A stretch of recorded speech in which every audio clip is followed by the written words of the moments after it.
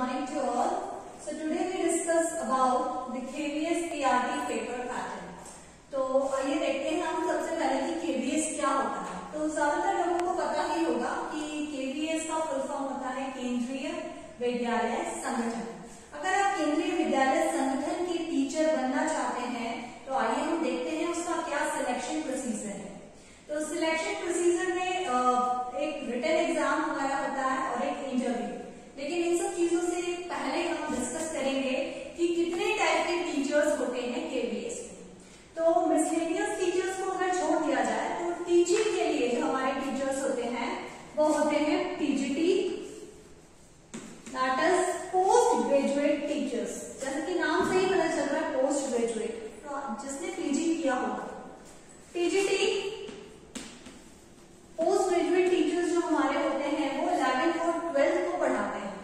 और टीजीटी यानी trained graduate teachers, तो ये ट्रेंड ग्रेजुएट यानी ग्रेजुएशन मिनिमम होना ही चाहिए इसके लिए।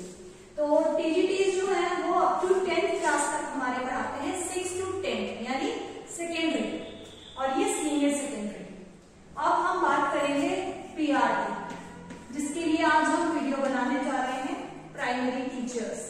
तो प्राइमरी टीचर्स जो है वो बच्चों के साथ रहते हैं, यानी 1st to 5th छोटे छोटे बच्चों को पढ़ाते हैं और उनके साथ बहुत मजे भी करते हैं। तो अगर आप भी ऐसी अच्छी जॉब में आना चाहते हैं तो आइए हम समझेंगे कि पीआरटी कैसे बने। तो प्राइमरी टीचर्स जैसे कि आपको पता है, इसमें हमने बताया पीजी, इसमें ग्रेजुएशन, इसमें कम से कम 12th पास होना चाहिए। अगर आपने 12th किया है तो आप 2 ईयर का डिप्लोमा यानी डीएड, डीएलएड जो भी है आपके पास, या कोई और अदर नेम से मिल सकती है, whatever name it is known. तो 12th के साथ अगर आपने 2 ईयर का डिप्लोमा किया है और सीटेट किया है तो आप इस जॉब के लिए अप्लाई कर सकते हैं। और इसकी एलिजिबिलिटी क्राइटेरिया आप डिस्क्रिप्शन में देख सकते हैं, ठीक है। वैसे मेनली मैंने आपको बताया 12th प्लस 2 ईयर डिप्लोमा या फिर स्पेशल एजुकेशन में भी अगर आपने 2 ईयर का डिप्लोमा किया है, या फिर आपने 12th प्लस 4 ईयर का BElEd, bachelor of elementary education, not BEd, this is BElEd. अगर आपने बीएलएड किया है तो भी आप कर सकते हैं सीटेट के साथ। और अगर आपने बीएड प्लस ग्रेजुएशन, बीएड के साथ हमारा ग्रेजुएशन का कॉम्बिनेशन चलता है, जबकि 12th के साथ हमारा डीएड, डीएलएड 2 ईयर डिप्लोमा चलता है या 4 ईयर का बीएलएड चलता है। लेकिन अगर आपने बीएड किया है तो इसके साथ आपको ग्रेजुएशन चाहिए, ग्रेजुएशन प्लस बीएड। और मैंने और सीटेट भी आपका होना चाहिए। सीटेट के लिए मैंने एक वीडियो अलग से बनाया है जिसमें मैंने उसकी सारी एलिजिबिलिटी क्राइटेरिया बताए हुए हैं, मिनिमम एजुकेशनल क्वालिफिकेशंस उसमें सब बताए हैं। तो उसका मैं आपको डिस्क्रिप्शन जो है वो आई बटन पे दे दूंगी, तो आप उससे जाकर देख सकते हैं। तो सीटेट में भी कुछ लोगों को आजकल बहुत क्वेरीज होने लग गई हैं कि कुछ लोग पूछते हैं मेरे पोस्ट ग्रेजुएशन में 50% से ज्यादा है जबकि ग्रेजुएशन में नहीं है, तो क्या मैं फिल कर सकता हूँ। तो ऐसी क्वेरीज के लिए भी एनसीटीई ने बहुत बड़ा बदलाव किया है, रिसेंटली अभी किया था जो, तो उसके अकॉर्डिंग हमें एक चीज बहुत ही अच्छी मिली है। मतलब बीएड वालों के लिए तो बहुत बड़ी खुशखबरी है कि अगर आपने बीएड जो है, अगर आपने बीएड 2011 से पहले किया है तो अगर आपकी ग्रेजुएशन में 50% से कम है तब भी आप अप्लाई कर सकते हो सीटेट के लिए। और अगर 2011 के बाद आपने बीएड किया है तो आपकी ग्रेजुएशन आइदर पोस्ट ग्रेजुएशन दोनों में से अगर एक में भी 50% से ज्यादा है तो आप अप्लाई कर सकते हैं। तो कहने की बात यह है कि ये सब के अलावा आपको सीटेट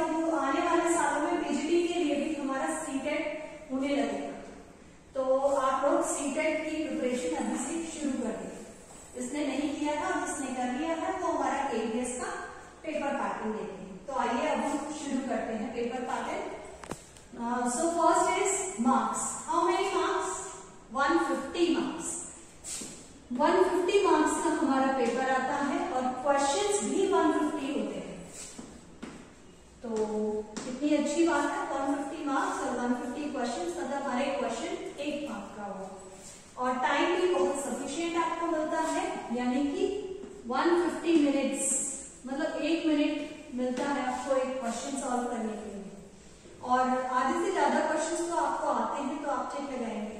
हाँ, रीजनिंग वाले क्वेश्चंस में आपको थोड़ा टाइम लग सकता है सॉल्व करने में, लेकिन बाकी सब जो है वो जनरल पेपर जैसा ही है, तो उसमें आपको सिर्फ देख के ही बताना होगा। और सबसे अच्छी बात कहो या सबसे गंदी बात कहो कि नेगेटिव मार्किंग नहीं है, तो कहीं कहीं आप लोगों को फायदा भी मिल जाता है कि नेगेटिव मार्किंग नहीं है तो आपके तुक्के चल जाते हैं। लेकिन जो लोग बहुत अच्छे से पढ़ रहे हैं उनके लिए नेगेटिव मार्किंग नहीं है, तो उनको थोड़ा दुख भी होता है कि नेगेटिव मार्किंग क्यों नहीं है। तो चलिए आप इस हिसाब से पढ़िए कि नेगेटिव मार्किंग नहीं है। नेक्स्ट इज मेरिट की बात हम बाद में करेंगे। तो सबसे पहले हम क्वेश्चन वाइज पैटर्न देखेंगे एक बार, इससे हमें पूरा क्लियर हो जाता है। मैंने प्रीवियस पेपर देखा था, यानी 2018 में ही शायद पेपर पैटर्न चेंज हुआ है, और इस बार चांसेस नहीं है कि आपका पेपर पैटर्न चेंज हो, तो आप इसके अकॉर्डिंग अच्छे से पढ़िए। तो क्वेश्चन वाइज पेपर पैटर्न में दो पार्ट आते हैं, पार्ट 1 एंड पार्ट 2। पार्ट 1 में हमारे क्वेश्चन नंबर 1 से क्वेश्चन नंबर 10 में इंग्लिश आती है और 11 to 20 में जनरल हिंदी। ये जो इंग्लिश हिंदी है ये बहुत बेसिक यानी जनरल हिंदी इंग्लिश होती है, कोई अलग से इसके लिए बुक नहीं पढ़नी पड़ती आपको। जो जनरल इंग्लिश की आप ग्रामर की बुक्स पढ़ते हैं हिंदी में भी आप 6 to 8 में यूज होने वाली कोई भी हिंदी मानक व्याकरण ले सकते हैं। तो उसमें जैसे अशुद्धियों के जो क्वेश्चंस होते हैं यानी करेक्ट करने वाले, इंग्लिश में अगर हम देखें तो जनरल इंग्लिश जैसे noun, pronoun, verb, adverb, conjunction, preposition, और जो जनरल चीजें होती हैं आइडियम्स, फ्रेजेस और speeches, active and passive voice, narration, ये सब जनरल चीजें आती हैं हमारी। और कुछ करेक्ट करने के लिए हमें सेंटेंसेस दिए होते हैं, एंटोनिम्स, सिनोनिम्स, ये सब आप छोटी छोटी चीजें पढ़ लीजिए। और हिंदी में भी आप यही सारी चीजें हिंदी में देखेंगे, पर हिंदी में जैसे समास, कारक, विभक्तियां, ये सब चीजें भी पूछ ली जाती है, तो थोड़ा अच्छे से आप व्याकरण पढ़ें। लिंग बदलो या मुहावरे और नॉर्मल चीजें, विलोम शब्द, समानार्थी शब्द, ये सारी चीजें ही पूछी जाती है। तो अब आपको क्लियर हो गया है। और सबसे अच्छी बात यह है कि ये इंग्लिश हिंदी सिर्फ 10-10 नंबर की नहीं है, बल्कि ये आपको फिर से रिपीट होकर यहाँ पे भी दिखेगी, जनरल हिंदी और जनरल इंग्लिश। तो आप थोड़े खुश हो जाइए, ये थोड़ा सा आप इसमें मार्क्स बढ़ा सकते हैं। अगर आपने थोड़ा अच्छे से हिंदी इंग्लिश आपको आती है तो आप स्कोर भी कर सकते हैं। ठीक है, तो ये आपको क्लियर हो गया। पार्ट 2 शुरू होता है यहाँ से। पार्ट 2 में हमारा जो है वो 10 यानी क्वेश्चन नंबर 21 से क्वेश्चन 30 यानी 10 मार्क्स का आता है हमारा जीके या करेंट अफेयर। जीके जो है हमारा वो स्टैटिक जीके होता है, जैसे जो आप लिसनिंग वगैरह से पढ़ते हैं। और करंट अफेयर के लिए आप क्या करेंगे, खुद के नोट्स बनाने शुरू करेंगे 6 महीने पहले से। तो जब आपका नोटिफिकेशन आता है, अभी से आप ऐसे प्रिपरेशन स्टार्ट कर सकते हैं, लेकिन उस समय से आप अच्छे से हर एक करंट अफेयर को नोट करते जाएं डे वाइज। ठीक है, और अगर आप लोग कहेंगे तो आपको मैं भी कुछ नोट्स प्रोवाइड उस समय कराऊंगी। अगर आप चाहते हैं तो जो जो वीडियोस आप चाहते हैं मुझसे, तो आप प्लीज कमेंट सेक्शन में लिख दीजिएगा, मैं आपको हेल्प कर दूंगी। तो इस करंट अफेयर के लिए आप कोई मंथली पत्रिका पढ़ते रहिए, उसमें से जनरली आप नोट्स बनाते रहिए। गूगल पे भी आप कुछ करंट अफेयर के जो क्विजेस होते हैं उनको सॉल्व करते रहिए। ठीक है, ये आपको क्लियर हो गया जीके। क्वेश्चन 31 से 40 जो है वो रीजनिंग आती है। रीजनिंग का जो लेवल है वो 100 होता है, यानी बहुत ज्यादा हाई लेवल की नहीं आती, जैसे कि बैंक में पूछी जाती है। तो बैंक और एसएससी से थोड़ी कम, यानी वैसे अच्छा लेवल ही है, लेकिन बैंक जितना हाई लेवल नहीं पूछा जाएगा आपसे। तो आप इसमें कोई भी जैसे अरिहंत की बुक भी आप ले सकते हैं, तो उससे आप या कोई और बुक है आपके पास रीजनिंग की, तो आप उसको घर बैठकर अच्छे से टॉपिक वाइज लगाते हैं। क्वेश्चन 41 से क्वेश्चन नंबर 50 जो है वो कंप्यूटर लिटरेसी। वैसे भी आप जब एग्जाम देते हैं तो उसमें लिखा रहता है कि you should be computer literate, आपको कंप्यूटर लिटरेट होना मस्ट है। तो इसलिए कंप्यूटर की नॉलेज इसमें पूछी जाती है। और भी एग्जाम्स में पूछी जाती है, जैसे पीएससी। आजकल तो ज्यादातर एग्जाम्स में कंप्यूटर पूछने लग गए हैं, तो 10 मार्क्स का ही कंप्यूटर आता है। तो इसके लिए आप कोई सी भी बुक ले सकते हैं, कोई हैंड बुक ले लीजिए, या तो फिर आप नेट से अपने नोट्स प्रिपेयर कर सकते हैं। केवीएस जो है उसकी प्रिपरेशन आप अगर बोले कि 2-3 महीने में हो जाएगी, या कोई आपको मैराथन करवा दे या कोई कोचिंग करवा दे, तो 2-3 महीने में कोई भी आपको इतना नहीं सिखा सकता। इसके लिए आपको खुद से टाइम लेना बहुत जरूरी है।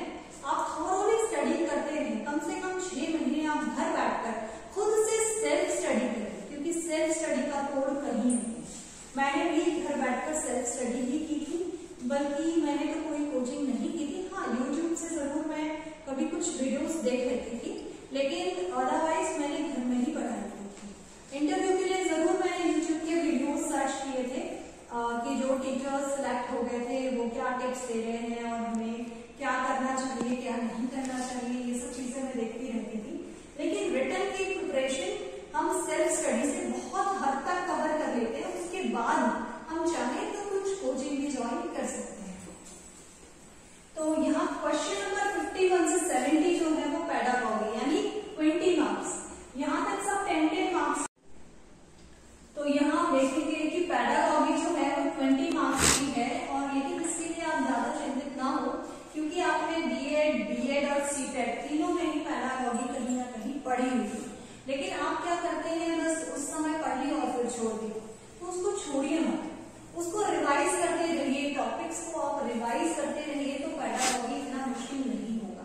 जैसा सीटेट में आता है उससे थोड़ा सा डिफरेंट आता है, इसमें जो क्वेश्चन पूछने का तरीका है वो थोड़ा सा डिफरेंट होता है, लेकिन अदरवाइज जो पेडागॉजी के कॉन्सेप्ट्स हैं वो आपके सेम रहेंगे। ठीक है, तो ये पूरा हमारा जो है वो जनरल पार्ट है, तो इसको हम बोल सकते हैं जनरल पेपर। ये कितने मार्क्स का, 70 क्वेश्चन तक है, तो 70 मार्क्स हमारा ये जो पूरा पार्ट है दैट इज जनरल पार्ट, और ये हमारा जनरल पार्ट जो है वो 70 मार्क्स का है, 70 marks. Next is subject concern. अब हमारा जो है वो पेपर सब्जेक्ट कंसर्न आता है। इसमें कौन कौन से सब्जेक्ट्स पूछे जाते हैं, इसमें Hindi, English, general science, maths और सोशल साइंस, ये 5 सब्जेक्ट्स आते हैं। जनरल हिंदी और इंग्लिश तो सेम ऐसा ही रहेगा, यानी यहाँ पे 10-10 मार्क्स का था और यहाँ पे भी 10-10 मार्क्स का रहेगा, तो ये पूरा 40 मार्क्स का तो इंग्लिश हिंदी मिलाकर ही रहेगा। उसके बाद जनरल साइंस, तो साइंस, मैथ्स और सोशल तीनों के लिए ही मैं आपको रिकमेंड करूंगी कि आप एनसीईआरटी की 6 to 10 की जो बुक्स हैं उनको आप अच्छे से पढ़ें, और बल्कि ईवीएस में आप थोड़ा सा पढ़ लें, कम से कम 4th to 5th की बुक अगर आप पढ़ें, और मैथ्स में भी। तो अगर हम कहें तो 4th से लेकर पूरा 10th तक की स्टडी अगर आपने अच्छे से की हुई है तो फिर आप इजीली सॉल्व कर लेंगे इस पेपर को। जनरल साइंस, मैथ्स और सोशल साइंस में आपका क्या क्या आता है, geography, political science, economics, history, everything आपसे सब कुछ पूछा जाता है। जैसे इकोनॉमिक्स में पिछली बार आपसे सेंसस से रिलेटेड भी क्वेश्चंस आए थे, 2011 का सेंसस के कुछ क्वेश्चंस पूछे गए थे, तो आप ये सब अच्छे से पढ़ लें। अब हम बात करेंगे मेरिट। तो मेरिट जो पिछली बार गई थी हमारी वो 95 कट ऑफ गया था, तो कट ऑफ तक आना एक बहुत बड़ी बात नहीं है। हाँ, आप खुश हो जाते हैं, यस मैं कट ऑफ में आ गया, लेकिन कट ऑफ के आगे भी बहुत बड़ी जर्नी है।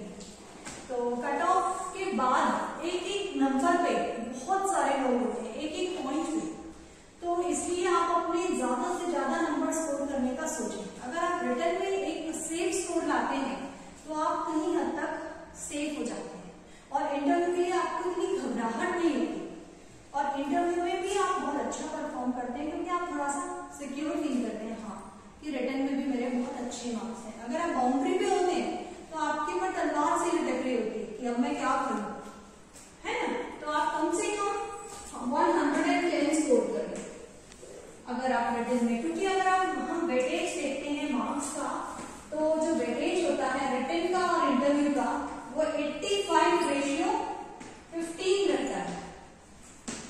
तो 85 एक बहुत बड़ा नंबर है, तो आप देख लीजिए कि आपको रिटन की प्रिपरेशन कितने अच्छे से करनी है, ठीक है। और इंटरव्यू भी बहुत इंपॉर्टेंट चीज है, ठीक है। अगर इंटरव्यू में भी अगर आप फेल हो जाते हैं, फेल इन द सेंस कि आपके मार्क्स बहुत कम आते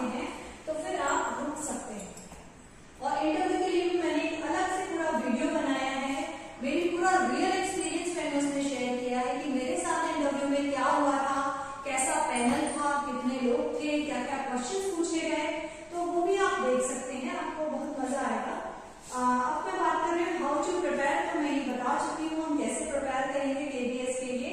हम पहले तो सेल्फ स्टडी पर फोकस करेंगे और उसके अलावा हम अपने नोट्स भी प्रिपेयर करते रहेंगे। जो डाउट्स हैं वो हम पूछ सकते हैं, जैसे आप मुझे भी कमेंट सेक्शन में कुछ डाउट्स हैं तो पूछ सकते हैं, मैं उस पर वीडियोस आपके लिए बना सकती हूँ। और बाकी आप और भी कुछ डाउट्स हैं तो वो भी आप पूछिए मुझसे। और हमारे चैनल को सब्सक्राइब करिए अगर आपने अभी तक नहीं किया है, क्योंकि हम आपके लिए बहुत मेहनत से वीडियोस बनाते हैं। ओके।